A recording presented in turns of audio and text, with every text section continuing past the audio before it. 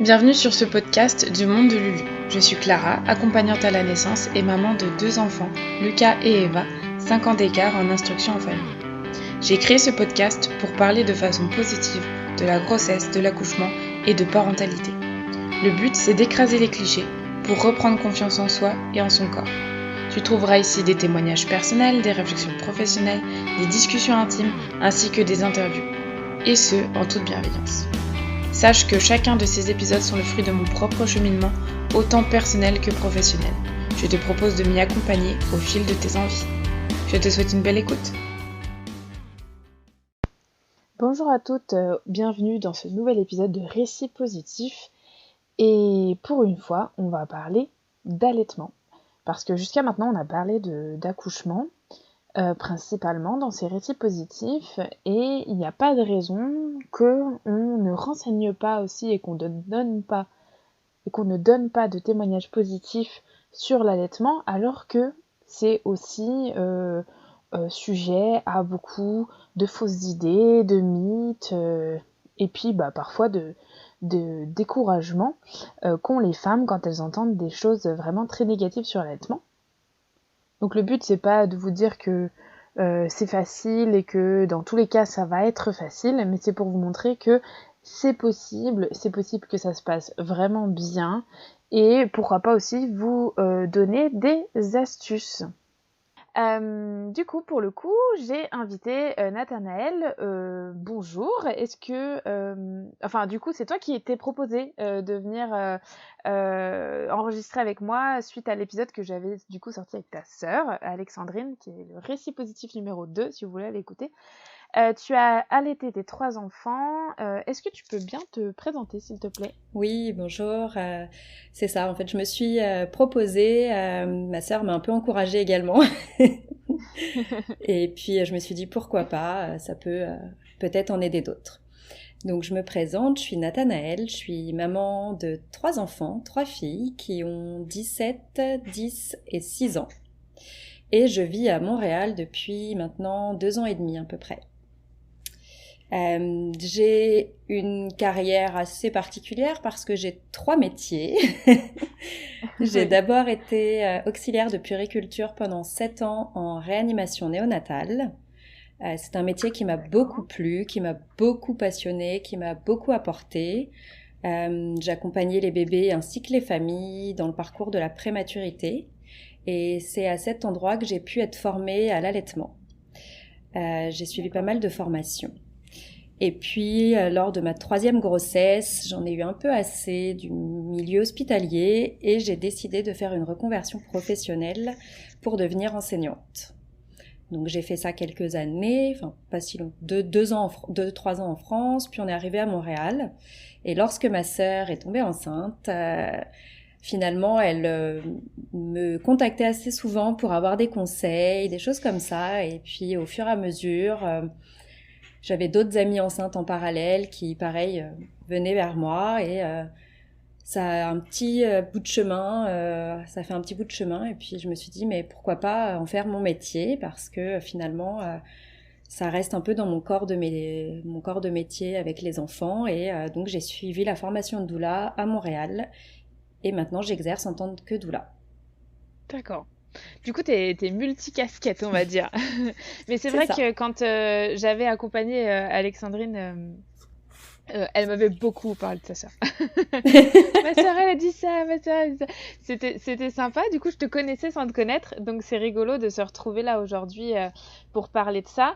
Donc, pour commencer, donc on va parler de tes allaitements. Quand tu étais enceinte de ta première, est-ce que dans ta tête, tu t'es dit, ouais, je veux allaiter? Parce que du coup, il y a 17 ans, on parlait pas de l'allaitement non plus. Et puis, il n'y avait pas forcément aujourd'hui, les réseaux comme on a aujourd'hui, où on peut vraiment trouver des infos. C'était super évident d'allaiter ta fille ou pas? Bah écoute, c'est une bonne question. Oui, il y a 17 ans, en effet, c'était pas hyper répandu. Puis j'étais assez jeune. Quand j'ai eu ma première fille, j'avais 19 ans, donc un peu comme un grand bébé finalement. Et oui, j'ai voulu l'allaiter tout de suite. Ouais. Ça n'a pas été facile parce que j'avais pas de modèle. Ma maman nous a pas du tout allaités, donc j'avais pas de référence. Autour de moi, j'avais pas d'amis qui avaient allaité ni Ouais. rien, donc j'étais un peu seule avec mon envie. Et puis je me suis un peu renseignée. Alors c'est pareil, il y a 17 ans, il y avait pas Internet était moins répandu que ça, les téléphones portables n'étaient pas les mêmes, donc je me suis acheté un livre de la Leche pour essayer de comprendre comment ça fonctionnait. D'accord, ok. Oui, t'avais pas. C'est la question que je voulais te poser. T'avais pas de jolis témoignages ou de témoignages particuliers sur l'allaitement. Donc tu t'es fait vraiment ta propre vision en te disant bon, on va voir ce que ça donne, quoi. C'est ça, tout à fait. D'accord. Du coup, tu t'es préparé en lisant le livre et puis est-ce que tu te sentais bien préparée? Bah écoute, je pensais, naïvement, je pensais être suffisamment préparée pour affronter l'allaitement. Euh, mais bah, ça n'a pas été si simple que ça finalement. Ouais, ouais. Et on va en reparler après, mais du coup, autour de toi, parce que bah, du coup, comme il y a eu des. Enfin, c'est par période, puis c'est par vague aussi, l'allaitement, et par, comment on dit, par culture aussi un peu, même la culture française, et puis aussi dans la culture parfois de certaines régions, où il y a des régions qui sont plus pro-allaitement que d'autres, plus famille par exemple. Du coup, toi, dans ta famille, ton conjoint de l'époque, enfin à l'époque, ton conjoint, comme ça, comment ils ont pris ton choix d'allaiter? Est-ce que c'est ok, vas-y, fais ce que tu veux, ou ah ouais, quand même, ça va être lourd peut-être, ou est-ce qu'il y avait des réticences? Alors ça a plutôt été bien perçu, bien appréhendé par tout le monde. Mon mari, lui, il a été allaité par sa maman, donc ça a peut-être aussi aidé dans le fait qu'il m'accompagne. Ouais. Mais non, autour de moi, tout s'est bien passé. D'accord. Mais et du coup, tu travaillais déjà ou Alors pour mon premier allaitement, non, j'étais étudiante. ouais, t'étais étudiante, voilà. C'est ça, ça a fait un parcours un peu bizarre dans mes études, mais oui, non, j'étais étudiante. Voilà, tu t'étais étudiante, mais du coup, t'étais étudiante en donc tu nous as dit en l'intro que t'étais en néonat. T'as travaillé après en néonat. Du coup, tes études étaient quand même entre guillemets un peu basées sur le bébé. Non, pas encore à cette période-là. Pas encore à cette période-là, d'accord. Non, C'était la question parce que je me dis des fois est-ce que ça peut te jouer un rôle dans ta vision? Est-ce que t'as vu des choses, tu vois? Mais non, du coup c'est vraiment venu du plus profond de toi, quoi. c'est ça, ouais, vraiment l'envie de faire le mieux pour ma fille. D'accord, super. Et puis du coup, bah vas-y, dis-nous comment ça s'est passé. Tu nous as dit que ça n'a pas été si simple que ça. Raconte-nous ça. Ouais, j'ai un peu spoilé. Bah écoute, le tout début, ça a été super. À la maternité, pas de problème. La première mise au sein. Bon, la maternité aussi, à 17 ans, c'était pas comme maintenant, hein. On fait pas de peau à Mhm. peau. Le bébé est tout de suite Ouais. emmené pour être nettoyé, tout ça. Donc, ouais, ça fait bizarre, hein. Avec L'outil le d'allaitement est recul. moins facile à mettre en place en Ouais, plus. Ouais. c'est ça. Mhm. Mais ça a été quand même plutôt bien les débuts. Elle tétait bien, elle prenait bien. Et puis au bout d'un mois et demi, malheureusement, j'ai commencé à avoir la poitrine hyper tendue, hyper douloureuse. J'avais de la fièvre, Ouais. le lait coulait de moins en moins. Enfin, donc avec le recul, bah, je sais que j'ai fait un abcès, hein. Ah Et oui. puis, euh, et puis en fait, c'est ce qui a mis fin à mon allaitement parce que bah, pour le coup, là, à ce moment-là, j'ai pas été suffisamment bien soutenue, suivie Ouais. par les médecins, par tout en fait. Ouais, voilà. Ça, parce que ça, ce genre de situation, tu peux être aussi bien renseigné du meilleur des mondes que il te faut quand même de l'accompagnement pour qu'on aide médicalement, quoi, on va dire. C'est ça. Est-ce que du coup, t'as regretté d'allaiter? Est-ce que ça t'a découragé en te disant ouais, les prochains, plus jamais? Ou est-ce que ça a fait la différence, cette expérience-là, est-ce que ça a fait la différence avec tes allaitements suivants? Eh bien, ça m'a pas du tout découragée, bien au contraire. Ça m'a, ouais, comme je te dis, ça m'a pas découragée. Puis entre-temps, en fait, parce que j'ai mis 6 ans avant d'avoir ma deuxième fille, Oui. J'ai un peu mûri, puis c'est là où j'ai commencé à faire mes études pour être auxiliaire de puériculture. J'ai travaillé en néonat, j'ai été formée à l'allaitement. Donc là, j'étais Ouais. beaucoup plus au courant de comment ça se passait, puis c'était logique encore une fois. Ouais. Donc la deuxième, je l'ai allaitée facilement. Là, pareil, ça s'est très bien passé. Malgré un accouchement un peu problématique où j'ai été séparée de ma fille pendant 24 heures. D'accord. Donc pareil, j'avais pas fait la première mise au sein ni rien. Mais Ouais. même malgré ça, j'ai réussi à faire un bel allaitement. Et puis il a été assez long parce qu'on a découvert que ma fille était allergique aux protéines de lait de vache lorsqu'elle a fait un choc anaphylactique à 4 mois et demi. D'accord. Donc tu t'es dit là, on continue coûte que coûte pour qu'au C'est moins ça. elle ait ce qu'il faut, quoi. Ouais. C'est ça, on a continué coûte que coûte et puis on a continué jusqu'à ses 21 mois.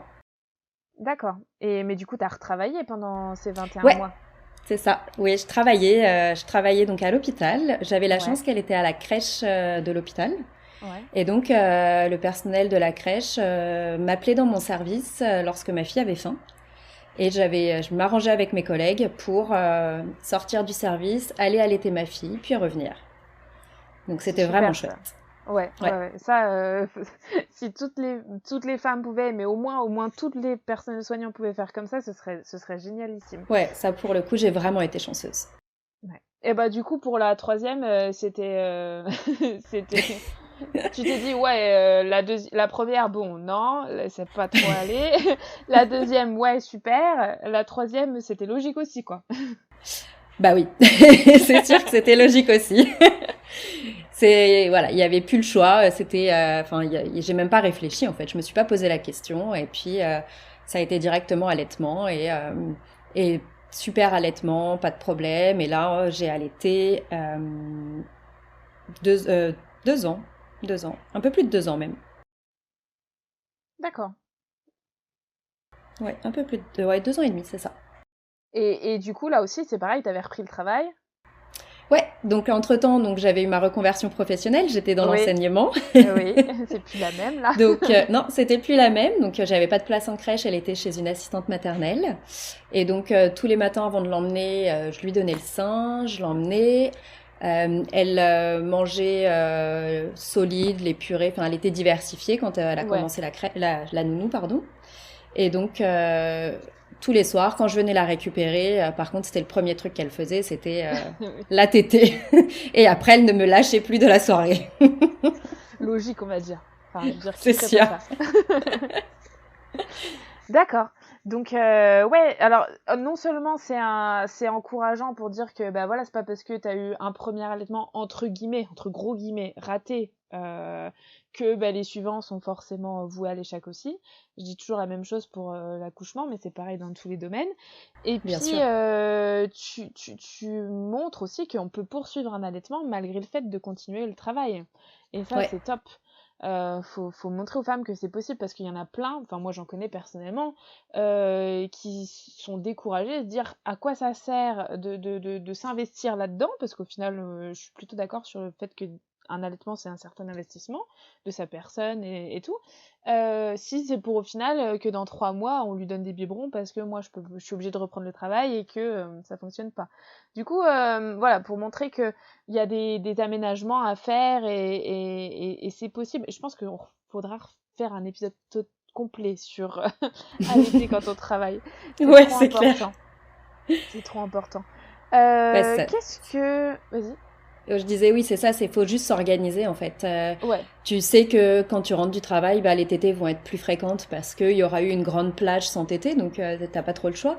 Mais en faisant bien la tétée avant de déposer ton enfant, et puis le soir, voilà, ça se fait. Puis ouais.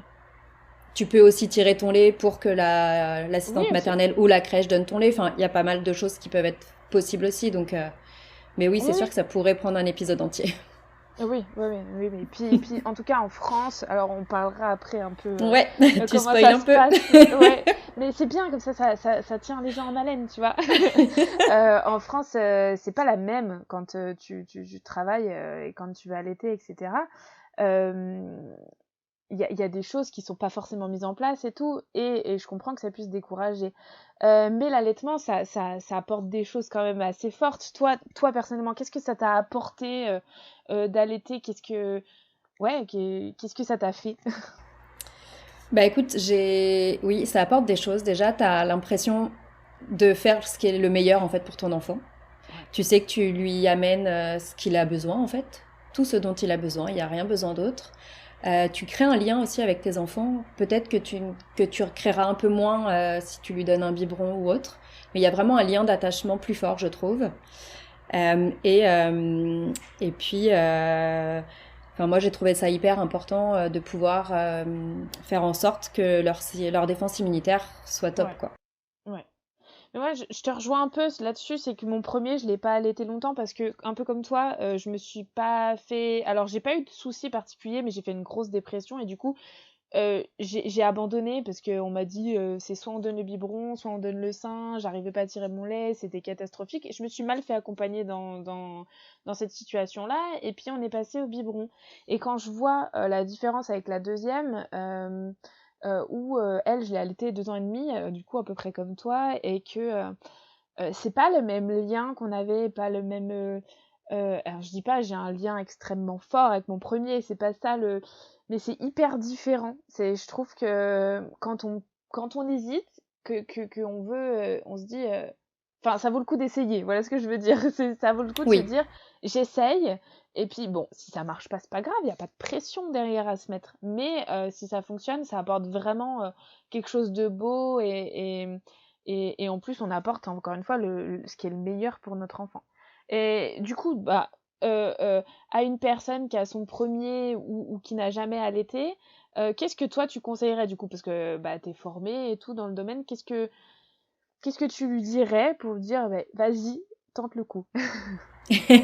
alors déjà, dans un premier temps, je lui dirais de pas se mettre de pression.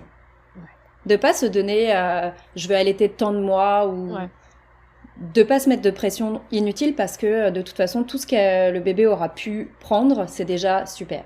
Mm, mm, mm. Deuxièmement, je lui dirais aussi de faire attention à tout ce qu'elle peut entendre de la part de tout le monde. Parce que c'est bien d'entendre des récits, mais parfois ça peut aussi biaiser Oui, son propre vécu, son propre ressenti. Tout le monde ne vit pas l'allaitement de la même façon. Il y en a qui le vivent super bien, puis pour d'autres ça n'a pas été bien. Et donc ils vont un peu dire, ceux qui l'ont bien vécu vont penser que c'est très facile pour tout le monde.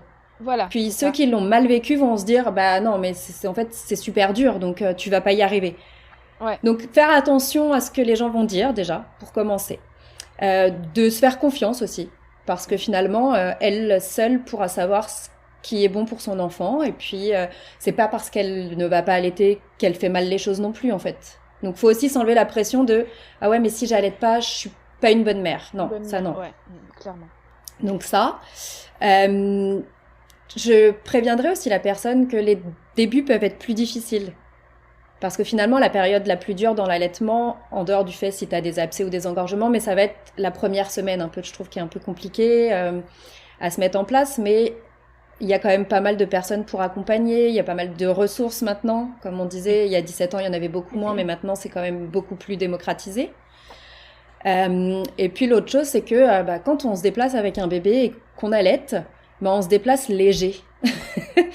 On prend C'est pas la vrai. bouteille d'eau, on prend pas la boîte de lait, on prend pas les biberons. On a finalement tout à portée de main et à la bonne température. Donc parfois ça facilite la vie. Et puis je dirais aussi que contrairement aux idées reçues, quand on allaite, finalement notre sommeil est mieux que lorsqu'on n'allaite pas, puisque les hormones qui sont sécrétées la nuit par l'allaitement, tout ça, aident à récupérer davantage en termes de sommeil. Ouais. Et encore, ça c'est pour la mère. Ouais, Comment j'ai interviewé aussi dans les paroles de pro Petite Framboise, Alexia de Petite Framboise ouais, Périnatalité, et elle expliquait que bah, déjà on entend plein de mythes sur l'allaitement et le sommeil des bébés, et que l'allaitement prévient de la mort subite du nourrisson par exemple, ou des choses comme ça. Enfin, je trouve ça extraordinaire comment la nature est faite. Donc comme tu disais, pas de pression, et on n'est pas une mauvaise mère si on fait un autre choix, mais si on a bien envie sûr. d'essayer, si ça nous. Voilà, si on se dit, ah, allez, bon, faut tenter, faut passer le pas et puis essayer, comme tu dis. Et je trouve ça intéressant, voilà, puis, comme tu dis, pratique. Bah oui. Alors moi, j'ai vu la différence entre les deux, du coup, mais c'est Ah bah tellement c'est plus ça, c'est que pratique. tu vas te balader, ton enfant a faim, il pleure, bah Hop, tu peux l'allaiter en fait. Enfin moi, je c'est continuais ça. de marcher avec mes filles dans les bras pendant que je l'allaitais, ça me posait pas de problème. Ouais, J'allais au restaurant, j'allaitais. Enfin après, oui, j'ai jamais eu peur du jugement des autres non plus. Puis je pense que si quelqu'un m'avait fait une réflexion, je l'aurais envoyé dans les roses pour être oui, poli. Parce que ça aussi, c'est aussi un enjeu hein, de la société actuelle, surtout en France, je trouve. C'est le oui. regard des autres sur l'allaitement et sur le fait de voir un sein d'une femme qui allaite, quoi. C'est ça, c'est ça. Ouais, oui. Moi, je me souviens m'être pris une réflexion une seule fois en 2 ans et demi, et pourtant je sors beaucoup, on allait beaucoup dans des musées, etc. En 2 ans et demi, une réflexion voilà, d'un homme, cinquantaine d'années, dans un train, que ça lui a pas plu alors qu'on voyait rien, mais je l'ai envoyé paître et puis je me suis jamais, voilà, pourtant je suis pas quelqu'un qui, je fais attention au regard des autres, donc tout ça pour dire que des fois, ça peut peut-être aussi nous réveiller un peu de dire, ça nous forge peut-être, enfin ça nous forge pas le caractère, mais en tout cas ça nous réveille un petit trait de notre caractère parfois, de se dire, bon, on se laisse pas faire quoi, c'est notre vie, c'est Ouais. notre corps, on fait ce qu'on veut. Mais je suis d'accord avec toi, ça forge un peu quand même le caractère parce que finalement, tu le fais pour ton enfant. Et donc, Ouais, tu sais que ta poitrine, là, à ce moment-là, c'est pas. Enfin, elle est là pour nourrir ton enfant, elle est pas là pour que c'est ça, quelqu'un la mate et sexualise ta poitrine, en fait, tout simplement. c'est ça. Moi, j'ai pas eu de vraies remarques, mais j'ai une amie qui a eu une remarque au restaurant. Ouais. On lui a demandé d'arrêter d'allaiter son fils au restaurant parce que ça gênait les clients. Mais moi je Bah, je peux te mange, dire je qu'ils peux sont manger. partis du restaurant, en fait. Voilà. Bah oui, Ils ont perdu, ils étaient une grande tablée, bah, ils ont perdu une tablée, hein. Bah ouais. ouais. Mais mon enfant, il a faim là en fait. Je vais l'allaiter. Ouais, moi je mange, pourquoi lui mangerait C'est pas? Enfin, ça. je veux dire, il y a un moment, Et puis surtout, enfin, comme tu disais, en plus, quand tu allaites, en général, tu montres pas tes seins à tout va, mais non! c'est caché. Souvent, tu sais, tu mets une petite écharpe pour camoufler. Enfin, donc Oui, bon. on n'est pas, enfin voilà, on n'est pas dans un calendrier, hein. Le but, c'est pas de tout Non, c'est ça. montrer, hein. Et du coup, bah, comme là, c'est vrai que quand on parle allaitement, on en vient souvent à parler un peu culture, et puis limite politique, c'est obligé parce que c'est une question trop importante. Tu vis au Canada à présent, t'es doula, et c'est intéressant d'avoir d'autres points de vue culturels. Alors, quand on est en France et qu'on s'intéresse à l'accouchement physiologique, à l'allaitement, aux méthodes enfin en tout cas au sommeil du bébé, etc., c'est toutes des choses. On est souvent guidé vers des ressources qui se trouvent au Canada. Donc ça nous donne quand même une petite idée de comment ça se passe là-bas. Euh, Comment c'est accompagné l'allaitement là-bas? Est-ce que c'est quelque chose du coup qui est conseillé, suivi, pour lesquels les soignants sont formés, ou on est plutôt comme en France, ce que j'en doute, où chacune fait un peu ce qu'elle veut, c'est laissé à l'abandon, et puis surtout en fait, quand on a ce projet, on n'est pas forcément accompagné, ou alors va falloir chercher de quelqu'un spécialisé. Par exemple, un pédiatre n'est pas forcément formé à l'allaitement, une infirmière puéricultrice n'est pas forcément formée à l'allaitement, ni une sage-femme, alors que ça fait partie de, entre guillemets, la base, dans le sens où il y a quand même de grandes chances qu'elles rencontrent dans leur carrière, dans leur vie, des femmes qui veulent allaiter, hein. A priori, oui. Voilà. Bah écoute, c'est une bonne question. Donc je disais qu'on spoilait tout à l'heure un peu. J'ai été très agréablement surprise de la prise en charge de la maternité au Québec. Ouais. Alors, je parle du Québec parce que Montréal, c'est la région du Québec, donc c'est la région francophone. C'est plus celle Oui. que je vais connaître. Après, je vais Oui. sortir des chiffres sur le Canada aussi, globalement. Mais en fait, déjà, les mamans ici, elles ont un congé maternité et parental d'environ 1 an. D'accord. Donc, Ça pendant change tout. 1 an, elles restent avec leur bébé à la maison. Ouais. Donc, ce qui va favoriser, bien entendu, l'allaitement. C'est pas une Ah bah, reprise au bout de clairement. 2 mois et demi ou 3 mois. Déjà, ça Ouais, aide. c'est ça. C'est ce qu'on disait tout à l'heure. On se disait, il y en a, ça les décourage tout de suite de savoir Bah oui, qu'elles vont devoir. Là, au final, elles savent qu'au moins pendant un an, elles sont tranquilles, quoi. c'est ça. C'est ça. Puis les papas aussi hein, ont un congé paternité qui est beaucoup plus long qu'en France. Donc D'accord. moi, à l'époque de mes enfants, c'était 14 jours en tout, avec les 3 jours de la Sécu et les 11 jours de l'employeur. Ouais. Maintenant, c'est 1 mois, si je ne me trompe pas, en France pour le papa. Ouais, un peu moins, je crois. Ça doit être Ok, peut-être 28 jours 24. alors. Voilà, c'est ça. Ouais. Mais à peu près. Mais au Canada, c'est pareil, ils ont beaucoup plus les papas. Alors, je me rappelle pas des chiffres exacts, mais ils ont plus de congés. Donc, automatiquement, ils peuvent mieux accompagner les mamans aussi, et puis mieux prendre leur rôle de papa, tout simplement. Oui, ouais. Euh, et puis, je trouve en fait, ouais, la politique familiale au Québec et au Canada en globalité est là pour faciliter l'allaitement et prendre, la périnatalité dans sa globalité, en fait, tout simplement. Ouais. Euh, D'autre part, tu me posais la question sur les professionnels de la santé. Toutes les personnes, tout le personnel médical et paramédical est formé, suit des formations à l'accompagnement à l'allaitement. D'accord. Ils ont aussi de la formation continue, ce qui Ah, c'est permet en renouvelé. fait, ouais, c'est ça, c'est renouvelé. Donc, ce qui permet en fait que quand tu vas accoucher, ben la personne qui t'accompagne pendant ton séjour à la maternité, ben elle sait de quoi elle parle, elle va t'aider à mettre aux mises au sein. Puis tu as un suivi dans un centre de santé où là aussi les personnes sont formées à l'allaitement. Donc, il y a un discours qui va être assez commun pour tout le monde en fait. Elles vont plus Ouais. ou moins avoir toutes le même discours. Et donc, ça va aider les femmes à s'y retrouver aussi. Et puis, voilà, elles ont moins de pression sur la reprise du travail, comme tu disais. Il faut absolument que mon enfant, je l'allaite parce que c'est le meilleur. Mais, punaise, elle a 2 mois, elle sait pas prendre le biberon, comment je vais faire? Enfin, C'est vrai. voilà. Ouais. Ça Donc, change beaucoup de choses. ça change beaucoup de choses et en fait, ça se voit dans les taux d'allaitement. Ouais. Les pourcentages, le taux d'allaitement au Canada versus la France montre que cette politique familiale est vraiment gagnante. Parce que au Canada, donc dans tout le Canada, à la naissance, les nouveau-nés, il y a 91,1% des nouveau-nés qui sont allaités. Ah oui, c'est énorme. Il y a des provinces dans le Canada où le taux est à 99,4%. En France, c'est 56%. Ouais. Et Et à à la 2 mois, naissance. Ouais. là je te parle de la naissance, ouais. Ouais, c'est À ça. 2 mois, le taux d'allaitement en France est à 34%, tandis qu'au Canada, il est encore à 77,8%. Ouais. C'est énorme. Donc il y a il y a une réelle différence et clairement, je pense que le fait que le congé parental soit beaucoup plus long, que tout est La- fait pour vraiment encadrer C'est ça, ça, enfin la politique, encourager. voilà, c'est ça, la politique autour de la périnatalité au Canada encourage et soutient globalement de meilleure façon les familles que ce Je qu'on a en trouve. France, effectivement. Ouais, Je pense aussi, il y a d'autres pays qui sont comme ça. On a en Europe, si on veut rester en Europe, il y a la Norvège, oui, par exemple, où le taux, bien enfin, sûr.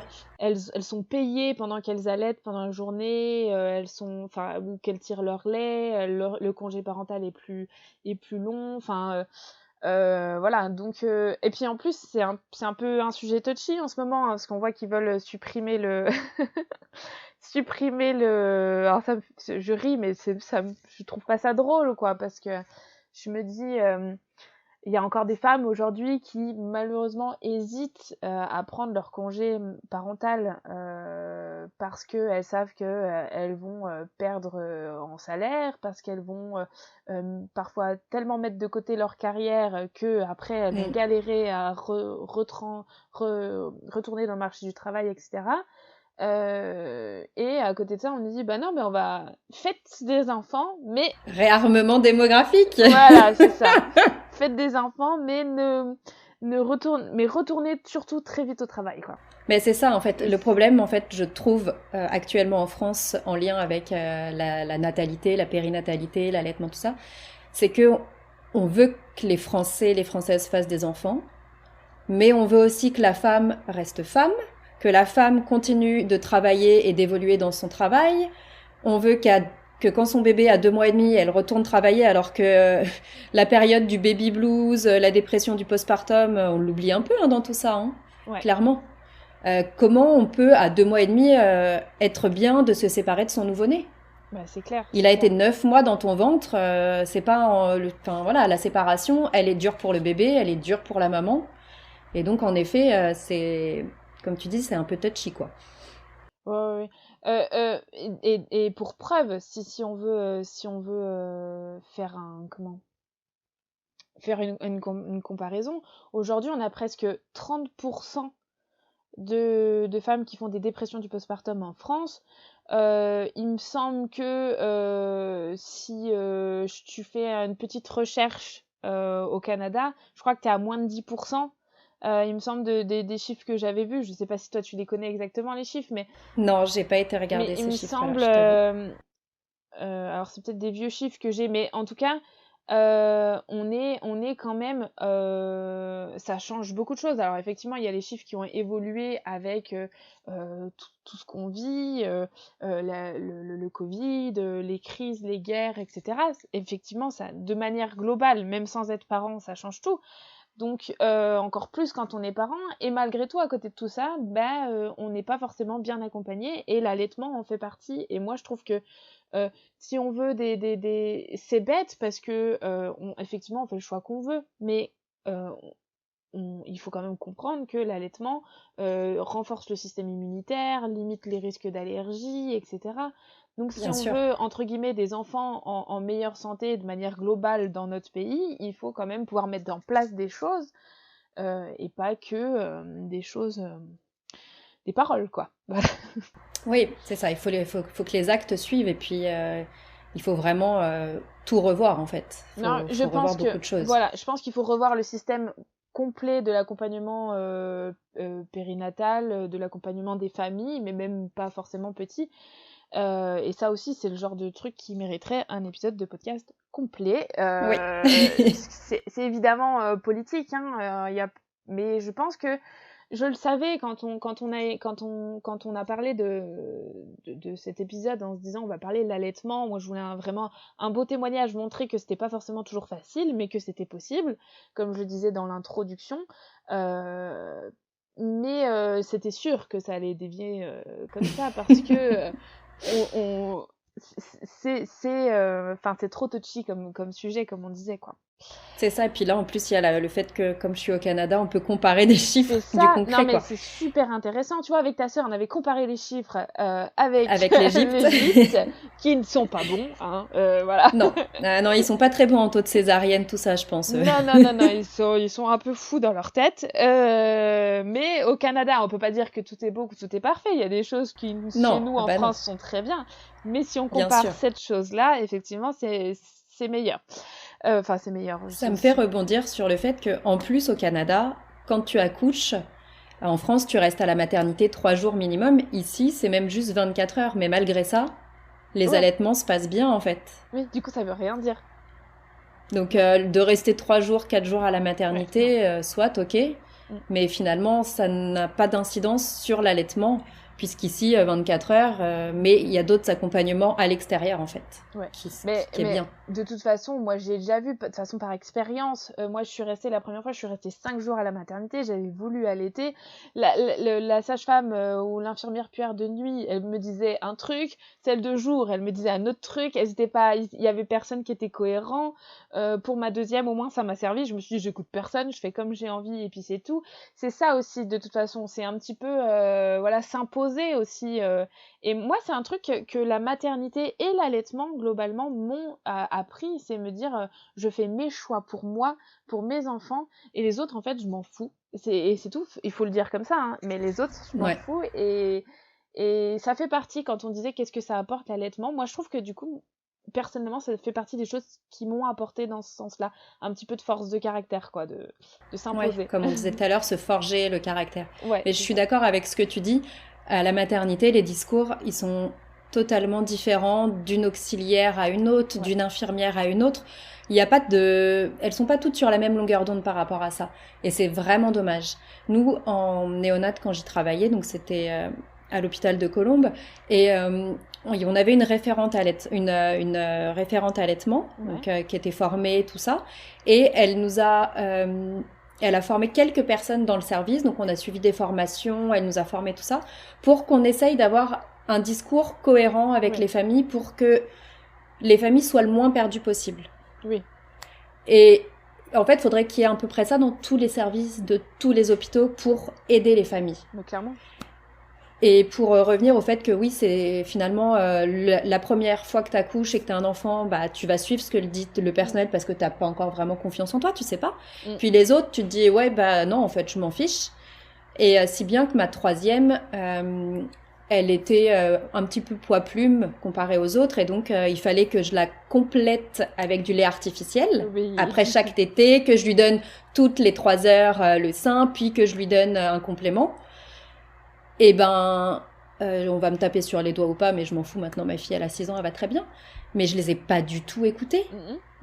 J'ai juste donné le sein à ma fille pendant les 3 jours où j'étais à la maternité. Et finalement, elle a grossi parce que bah, ce que j'avais, le colostrum, tout ça, bah, c'est exactement ce qu'il lui fallait. Ça lui correspond. Elle n'avait pas besoin de plus, en fait. Ouais.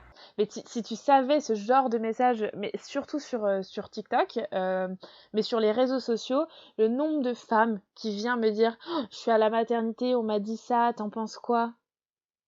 Enfin, je veux dire, les femmes sont perdues. Comment voulez-vous que ça se passe bien sûr. Enfin, je veux dire... Mais ce qui est arrivé avec ma troisième, si ça avait été à ma première, bah bien sûr, j'aurais écouté, en fait. Bah oui.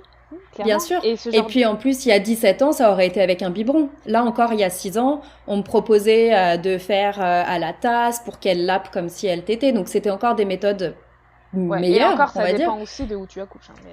Ça dépend aussi d'où tu accouches, mais c'est sûr que quand c'est ton premier bébé, t'es perdu.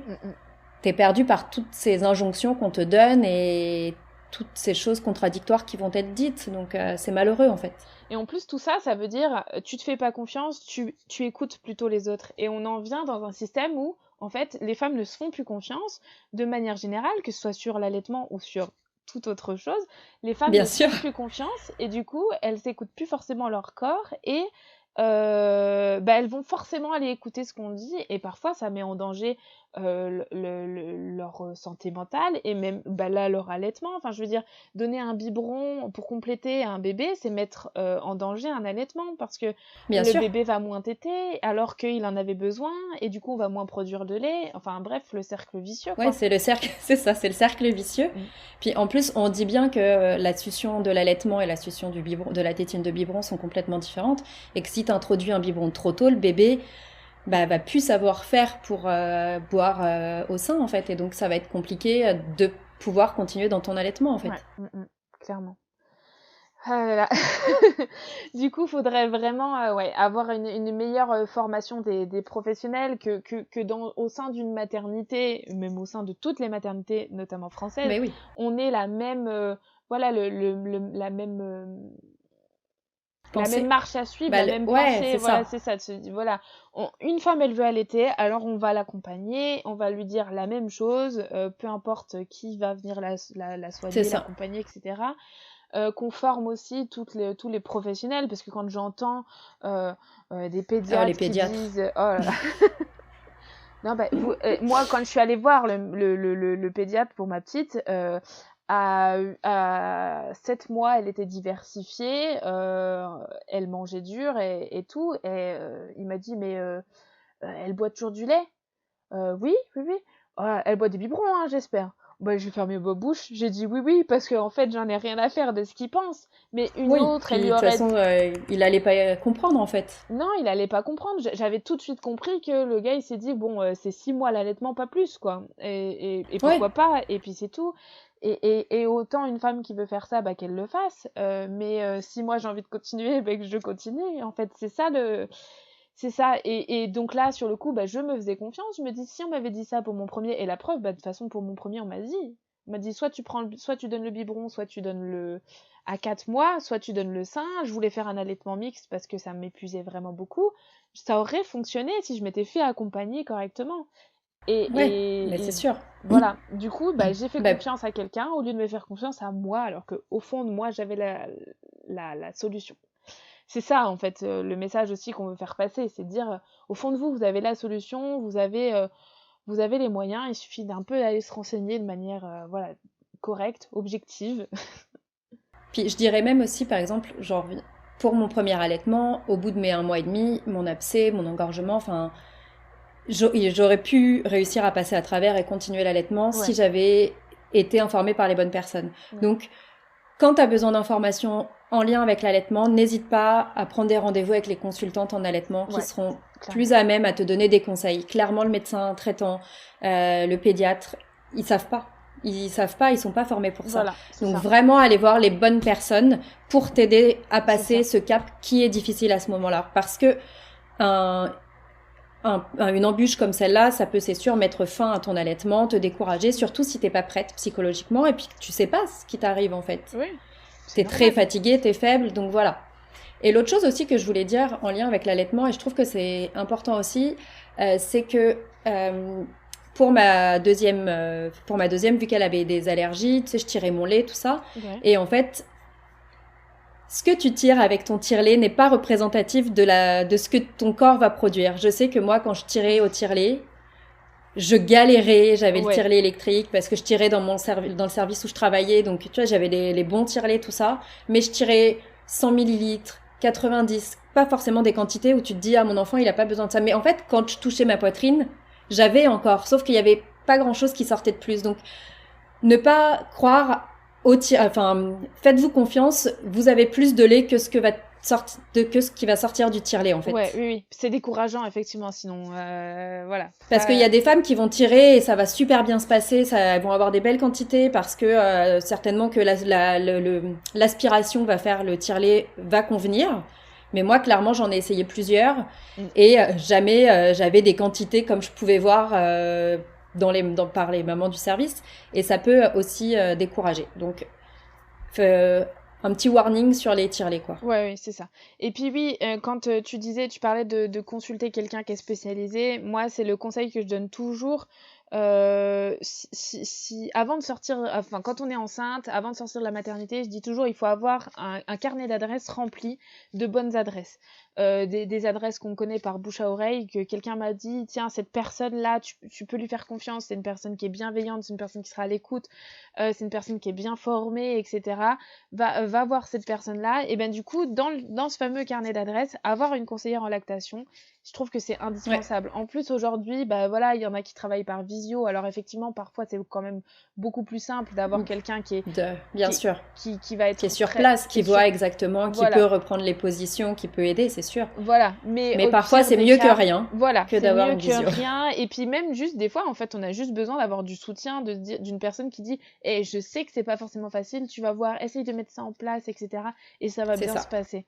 Et c'est ça en fait que c'est voilà, l'allaitement c'est pas forcément facile, et c'est pas parce que parfois il y a des allaitements qui durent longtemps que c'est facile. Moi il y a des fois en 2 ans et demi j'ai voulu genre tout laisser tomber parce que j'en avais marre, et j'ai réussi à tenir 2 ans et demi, et j'en suis fière parce que je me dis ben voilà, les 2 ans et demi là c'était au final dans sa globalité c'était 2 ans et demi qui étaient très très beaux.